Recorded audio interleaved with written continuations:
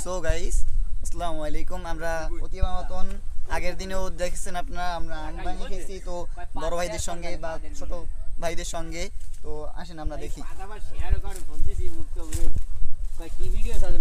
এই মুহূর্তে দেখতে পাচ্ছেন দর্শক, আমরা অনেকগুলো কলা কুচিয়ে রেখে গেছি গাবলার মধ্যে। তো আমাদের সিনিয়র পার্সন ভাইরা তারাও কাজ করতেছে বা ছোট ভাইদের আছে। তো সবাই বলেন কেমন হচ্ছে এই টাইম বা মুহূর্তগুলা? মোটেও ভালো না। আচ্ছা, এবার চলে যাচ্ছি আমরা আলাউদ্দিন ভাইয়ের কাছে।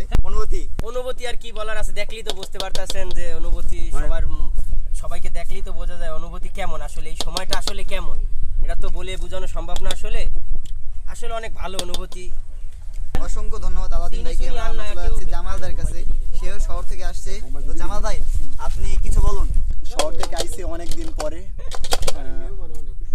অনেকদিন পরে এখন মজা হইতে আছে, অনেক ভালো লাগছে। এর আগের দিন আমরা আম বানানো খাইছি, এখন আমরা কলা